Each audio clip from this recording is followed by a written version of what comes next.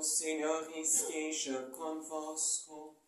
Ele está no meio de nós. Proclamação do Evangelho de Jesus Cristo, segundo São Lucas. Glória a vós, Senhor. Num sábado, Jesus estava passando através de plantações de trigo. Seus discípulos arrancavam e comiam as espigas, debulhando-as com as mãos. Então alguns fariseus disseram: por que fazeis o que não é permitido em dia de sábado? Jesus respondeu-lhes: acaso vós não lestes o que Davi e seus companheiros fizeram quando estavam sentindo fome? Davi entrou na casa de Deus, pegou dos pães oferecidos a Deus e os comeu, e ainda por cima os deu a seus companheiros. No entanto, só os sacerdotes podem comer desses pães. E Jesus acrescentou: o Filho do Homem é Senhor também do sábado. Palavra da salvação. Glória a vós, Senhor. Caríssimos irmãos e irmãs em Cristo, o Evangelho de hoje é um pouquinho enigmático. Quando nós lemos ele pela primeira, ou segunda, ou mesmo talvez terceira vez, qual é o sentido daquilo que acontece e daquilo que Jesus fala e orienta? Os fariseus reclamavam que os discípulos de Jesus estavam fazendo o que não é previsto, segundo a sua interpretação da lei, fazer em dia de sábado. Então eles agiam errado. Mas Jesus não entra nessa disputa. Jesus quer para os seus discípulos, e Jesus quer também para nós, abrir um horizonte mais amplo.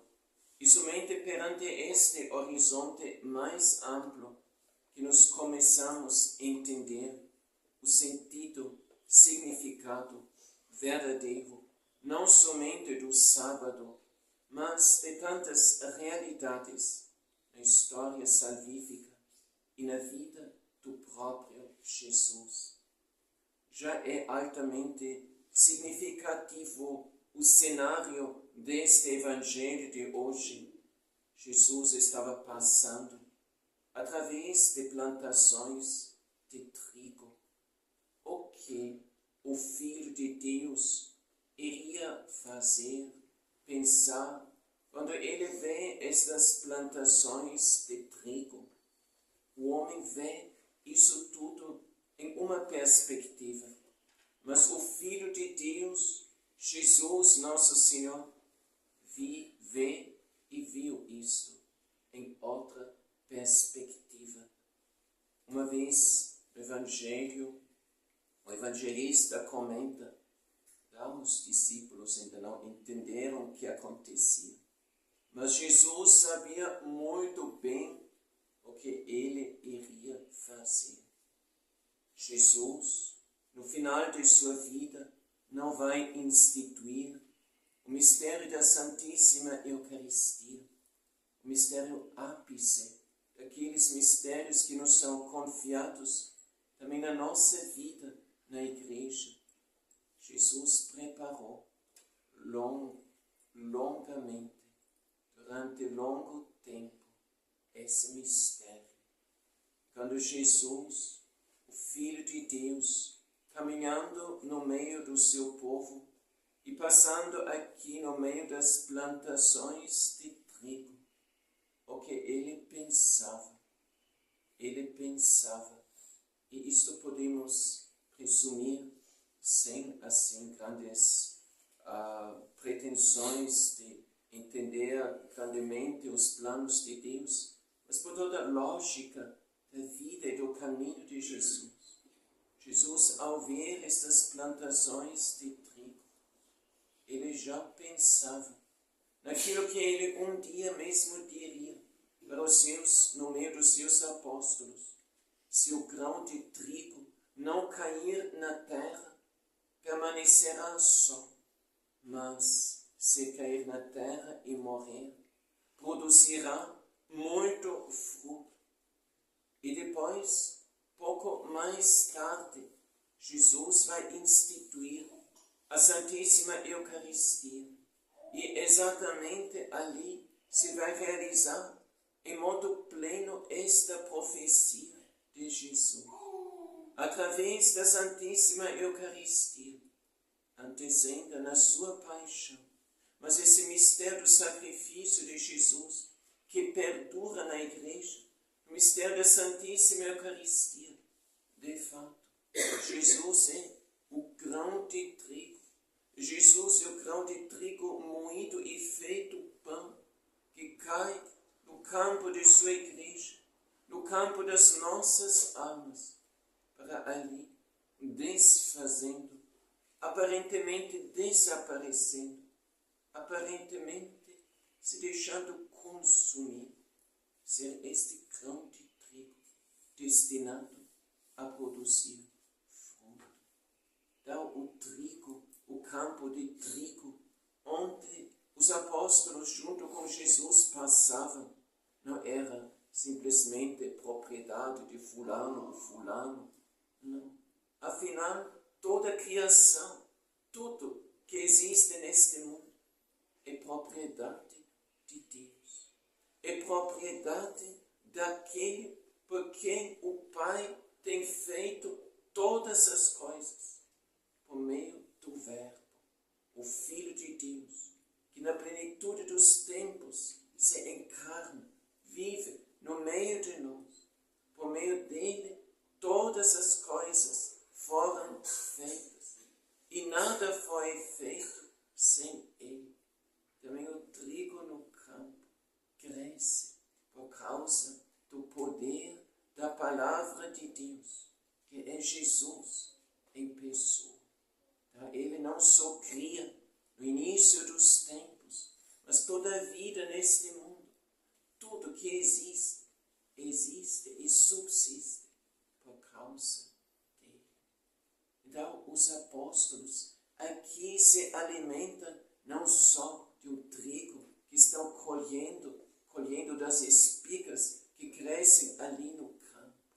Aqui é prefigurado o grande domingo da Igreja, que é o cumprimento do sábado judaico, onde o povo de Deus se vai congregar em torno do altar da Eucaristia.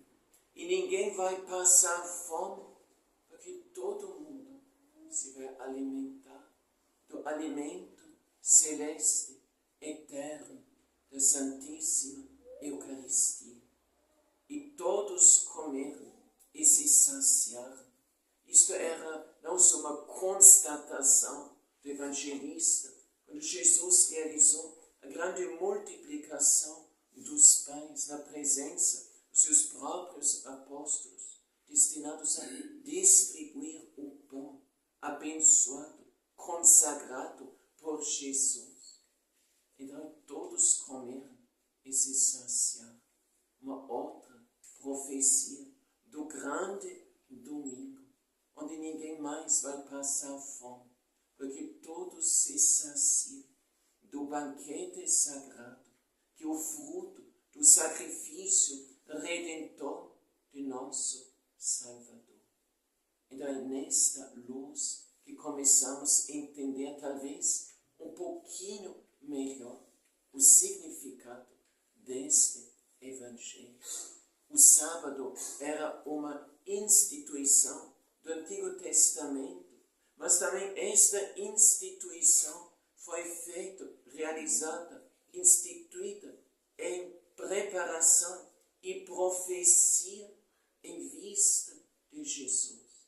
Em Jesus se realizará o sábado Jesus fala aqui, no final do Evangelho, o Filho do Homem é Senhor também do sábado.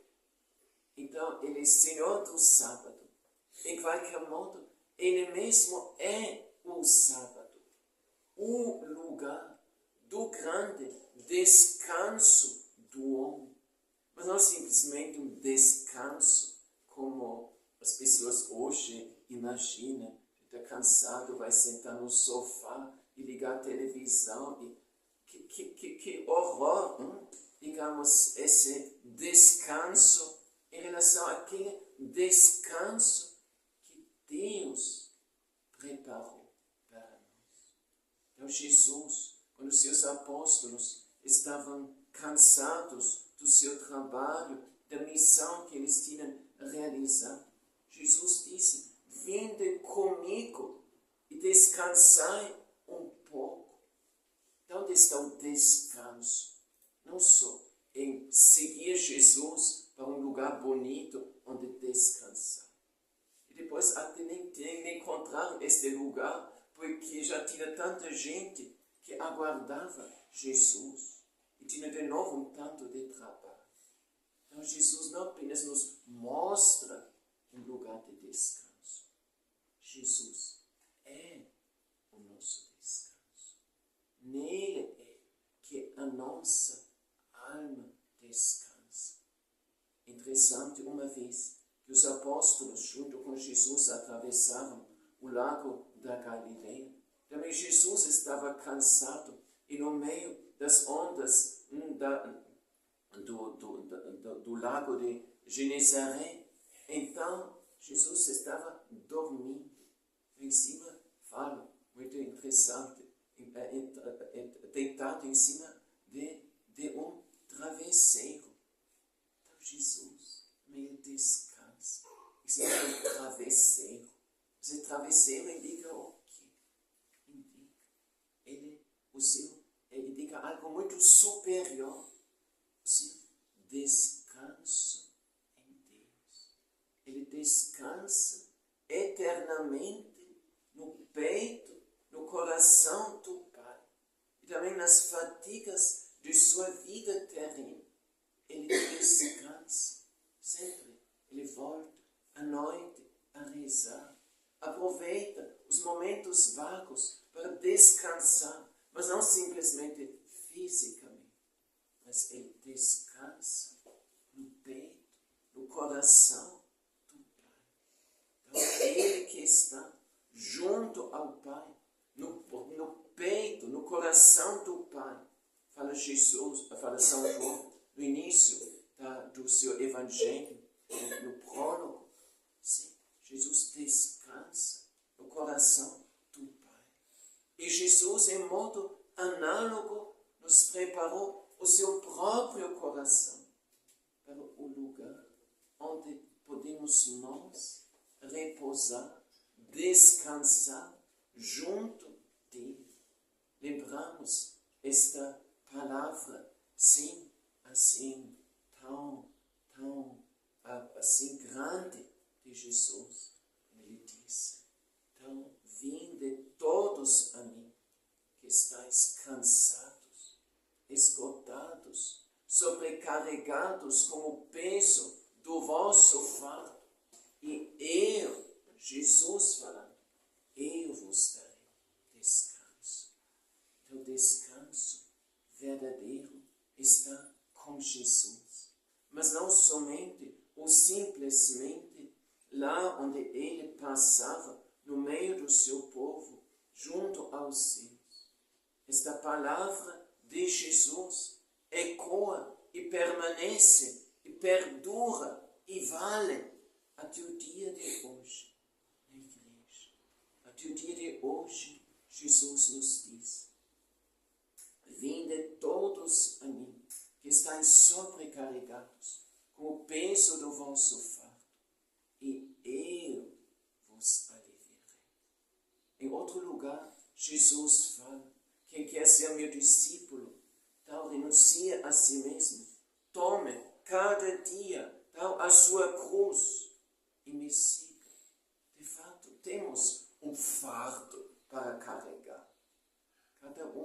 o céu. E cada um, como São Francisco de Sales também uma vez explicou, cada um exatamente segundo a medida, a proporção, então o modo que Deus designou isso de modo especial para cada um de nós. Mas este fato de Jesus nós não vamos carregar sem Jesus. E por isso aquele mesmo Jesus que nos chama de nos carregarmos o nosso fardo cada dia, nos chama também ao mesmo tempo como aquele que nos chama à sua presença, para que nós possamos nele encontrar o descanso. Mas como digo, não simplesmente um descanso físico, mas um descanso que vai todo além de qualquer descanso físico. Então, Santo Agostinho falou, Senhor, a nossa alma está inquieta até ela repousar em vós. Então, o céu vai ser o repouso em Deus. O eterno está não somente perante Deus, ou junto de Deus, mas o eterno está em Deus, de repousar nele, em Deus. E aí o homem se pode saciar dele eternamente. Um salmista fala como de um dia nos átrios do Senhor vale mais do que 1000 outros vividos lá fora no mundo. E o que o salmista faz lá nos átrios do Senhor, ele se sacia da presença de Deus. Realidade inefável, realidade atraente, fascinante, que não deixa quieto o nosso coração, até a gente ver essa presença de Deus, intuir algo e mais ainda, absorver algo dessa presença de Deus. Davi, ainda no tempo dele, entrou na casa de Deus, pegou dos pães oferecidos a Deus e os comeu, e ainda por cima os deu a seus companheiros. No entanto, só os sacerdotes podem comer desses pães. Jesus comenta hoje no Evangelho uma outra profecia em relação a quem? Em relação ao mistério da igreja, em relação à vida de cada um de nós, que fomos, não por mérito nosso, mas por pura graça de Deus, chamados a formarmos um povo real e um povo sacerdotal. Então nós temos acesso àquele lugar onde no Antigo Testamento só os sacerdotes, e depois no mais íntimo da tenda, onde só o sumo sacerdote podia entrar. Quando Jesus morreu, a grande cortina do templo que separava o santuário, o espaço sagrado, do espaço do mais sagrado, do Santo dos Santos, se rasgou. Jesus então abriu o caminho do acesso à presença de Deus, que até agora era fechado e reservado só a uma pessoa só, ao sumo sacerdote, que no entanto na sua própria figura tão representava, profetizava o verdadeiro e eterno sumo sacerdote, nosso Senhor Jesus Cristo. Então já o Antigo Testamento reflete de várias formas, e depois ainda a carta aos Hebreus, sobre o povo de Deus que é chamado de entrar, sim, no descanso do Senhor. E depois ficou rebelde, ficou insatisfeito e não entendendo o plano de Deus.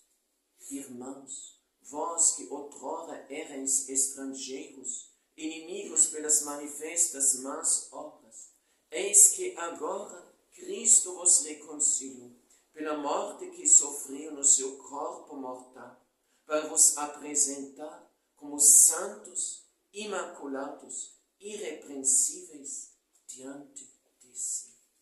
Jesus nos chama para si, não só para termos algum momento onde podemos descansar, respirar de novo. Não, Jesus tem um plano ainda maior. Ele quer que aquela santidade que Ele mesmo possui e que faz parte, não somente a sua divindade, mas também a sua humanidade, que esta santidade se torne para nós como membros do seu corpo, cuja cabeça é Cristo Jesus. Que esta santidade se torne também nossa, para vos apresentar como santos, imaculados e irrepreensíveis diante de si. A primeira pessoa humana aqui neste mundo que acolheu, absorveu, recebeu esta santidade imaculada e irrepreensível é Nossa Senhora. Ela é a Imaculada, ela é a Virgem Santíssima. Ela vive em toda a sua vida uma vida irrepreensível, sem pecado, perante os olhos de Deus. Mas esta vocação que se realiza, que já é realizada plenamente em Maria Santíssima, Mãe e modelo da Santa Igreja, a esta santidade somos também chamados todos nós, porque Jesus nos chama para si, porque Jesus nos permite de nós nos alimentarmos do seu corpo santíssimo, de bebermos do seu sangue preciosíssimo, não só para visitarmos, não para apenas se hospedar junto conosco por um ou outro momento em que estamos com Ele, quando estamos na igreja. Não. Jesus se dá a nós como alimento, e isto significa o quê?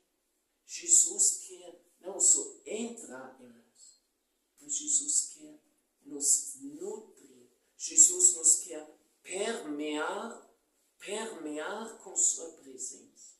O alimento entra, é assimilado por todo o corpo, por todo o nosso organismo. A Eucaristia é assimilada não só pelo nosso organismo físico, mas ao mesmo tempo pela nossa alma. Jesus fala em outro lugar do reino dos céus que é como um fermento. Jesus mesmo é este fermento.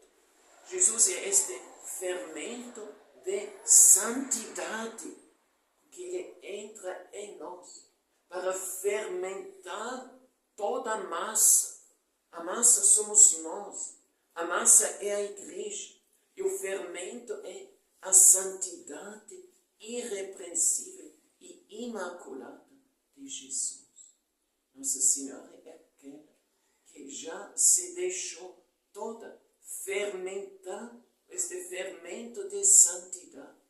Por isso, nela, o caminho da igreja, a meta onde a igreja caminha, já é plenamente realizado. Mas cabe a nós de que aquilo que nela meditamos como modelo e perfeição e consumação se realiza em nós, peregrinos ainda. Então, isto é a nossa grande vocação. Jesus quer transformar-nos por meio da Santíssima Eucaristia, permear-nos inteiramente por meio da Santíssima Eucaristia e assim realizar o grande sábado ou seja, o grande domingo em nós. Então, no final, o final de toda a história da salvação será o grande sábado, será o grande domingo, o grande dia do Senhor, do eterno descanso, onde a grande semana da história da humanidade vai desembocar na eternidade de Deus. E isto exatamente Jesus deseja fazer. Jesus deseja realizar por meio da Santíssima Eucaristia. Então, os fiéis são obrigados, não por uma necessidade, assim, que a Igreja lhes quer impor uma lei. Não, mas é uma necessidade interior. A Igreja obriga os fiéis a assistir à Santa Missa, ao menos nos domingos, porque sem isso, eles não vão conseguir perseverar nos seus propósitos de vida cristã. Mas aquele que assiste à Santa Missa, não somente em dia de domingo, mas também em dia de semana, que acontece, ele entra não só no domingo, no repouso, no descanso do Senhor, na comunhão com o Senhor. Mas quem assiste à Santa Missa cada dia, então para ele cada dia se torna ao menos um pequeno domingo. A luz do Senhor ressuscitado, que resplandece com todo o seu vigor em dia de domingo. Assim começa também a iluminar e irradiar sobre a realidade desse dia, de hoje, das provações, das fadigas, do trabalho, das lutas e tudo mais. Então Jesus hoje profetiza o grande domingo, então que Ele mesmo, o Filho do Homem, quer conceder.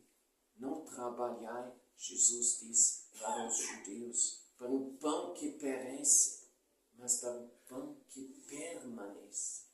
Para um pão que permanece, então para sempre, para toda a eternidade. O que faremos no céu? O céu vai ser uma eterna Eucaristia, onde eternamente vamos nos alimentar e saciar de Deus, por meio do dom que o próprio Filho de Deus nos tem feito. Mas é necessário que permaneçais inabaláveis e firmes na fé, sem vos afastardes da esperança que vos dá o Evangelho que ouvistes e que foi anunciado a toda criatura debaixo do céu, e do qual eu, Paulo, me tornei ministro. Então, toda a vida cristã, nós estamos no grande jubileu da esperança, é possuir já e ainda não ao mesmo tempo. Uma parte da nossa herança já é colocada em nossas mãos, aqui e agora. Mas uma outra parte também ainda falta e que havemos de conquistar. E se nós não trabalharmos e não nos esforçarmos e não perseverarmos, corremos risco de até perder aquilo que Deus já colocou em nossas mãos, aqui e agora. Por isso, o nosso maior sustentáculo, além da palavra de Deus, a qual São Paulo aponta na primeira leitura, da própria Santíssima Eucaristia. Aliás, a própria palavra de Deus nos aponta constantemente aquela plenitude do dom que Jesus faz de si mesmo a nós, na Santíssima Eucaristia. Com a graça de Deus, amanhã, dia 7 de setembro, então a Igreja Católica se vai alegrar com a canonização do Beato Carlos Acutis, grande santo da Eucaristia.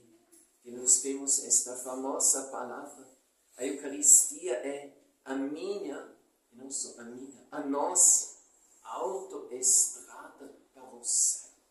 Então aí chega mais direto, mais rápido, mais fácil, de modo mais eficiente. Ele também, como testemunho da sua grande devoção eucarística, montou, e isto é algo impressionante para um jovem de 15 anos, que já trabalhou com isto durante um bom tempo anterior à sua morte, evidentemente. Então ele montou esta exposição virtual de milagres eucarísticos, que a gente hoje ainda pode visitar no internet. miracolieucaristici.org, se estou bem lembrado. Visita, e lá tem esta exposição, não somente uma tanta variedade, número de milagres eucarísticos, mas também depois ainda traduzido para tantos idiomas diferentes, de modo tal que esta exposição se tornou realmente uma mostra tão internacional do grande mistério da Eucaristia. E amanhã também o Santo Padre, Papa Leão XIV, então vai, com a graça de Deus, também a canonizar Pier Giorgio Frassati, que viveu quase 100 anos antes de Carlos Acutis, mas também era um grande santo da Eucaristia. Dos momentos decisivos, impactantes da vida dele. Então, nasceram, quando ele estava, brotaram lá, da sua presença, junto de Jesus na Eucaristia. Ele participava do movimento de jovens que mensalmente fez uma adoração noturna de Jesus, na Santíssima Eucaristia. E aí tudo que era assim, mais relevante na vida dele, brotou esse encontro íntimo, pessoal, no Senhor, no Santíssimo Sacramento. Na adoração noturna fica ainda mais clara, mais evidente o que Jesus, a grande luz no meio deste mundo tão tenebroso, onde as pessoas estudam profecias, estudam as constelações da política mundial, da geopolítica, das crises assim, econômicas e políticas que estão se desenhando, e tudo isso, a gente pode gastar com isso muito tempo, muitos nervos e tudo. Mas onde está o caminho da igreja para estes dias de hoje? Em Jesus. Ele é, no meio das trevas, a grande luz que brilha. Ele, no meio de toda a perplexidade, ele é e continua, e continuará o caminho para a humanidade, o caminho para todos nós. E a fonte da vida, o pão que eu darei, é a minha carne, dada para a vida do mundo. A vida do mundo. E a igreja dos tempos de hoje é aquela igreja desenhada no livro do Apocalipse. Tão perseguida, pequena, fragilizada e tudo, caminhando no meio das tribulações deste mundo. Dores de parto para outros tempos que Deus está preparando para a humanidade. E a igreja caminha. Como que ela caminha? Como São João fala, capítulo 14. Eles, sim, o pequeno acampamento dos santos, eles seguem ao Cordeiro aonde quer vá. Louvado seja nosso Senhor Jesus.